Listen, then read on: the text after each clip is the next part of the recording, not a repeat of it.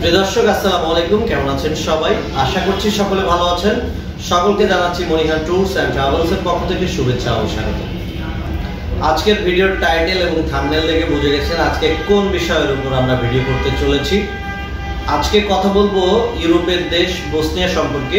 কথা না বাড়িয়ে সরাসরি চলে যাব ভিডিওতে। তো চলুন ভিডিওটি শুরু করা যাক।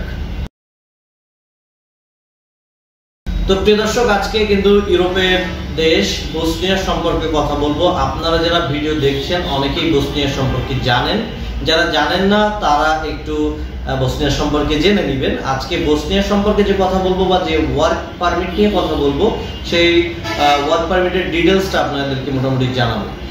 বসনিয়াতে যেতে প্রথম যে কথাটা বা প্রথম যে প্রশ্নটা আমাদের কাছে আসে সেটি হচ্ছে বসনিয়া যেতে আমাদের কতদিন সময় লাগবে। সময়টা 3 থেকে 5 মাসের মধ্যে আপনাদের ইনশাআল্লাহ ফ্লাইট হয়ে যাবে।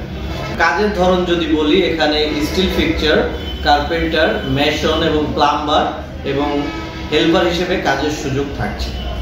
যদি কেউ এক্সপেরিয়েন্স থাকেন এই কাজগুলোর উপরে, অবশ্যই কাজের ভিডিও দিতে হবে। এক্সপেরিয়েন্স যদি না থাকে তাহলে হেল্পার হিসেবে আবেদন করার সুযোগ থাকছে। ডিউটি টাইম 8 ঘন্টা, সপ্তাহে 6 দিন কাজ হবে, 1 দিন বন্ধ। বেতন হবে 700 থেকে 900 ইউরো। খাবার নিজ, থাকা কোম্পানি এবং ভিসা হবে 1 বছরের। বয়সসীমা 18 থেকে 42 থেকে 45 বছর পর্যন্ত আপনারা কিন্তু এখানে আবেদন করতে পারেন। তো ইউরোপের দেশ বসনিয়া বর্তমান সময়ে খুব জনপ্রিয় এবং খুব সহজেই ভিসাগুলো হচ্ছে, সেহেতু আপনারা এখানে আবেদন করতে পারেন।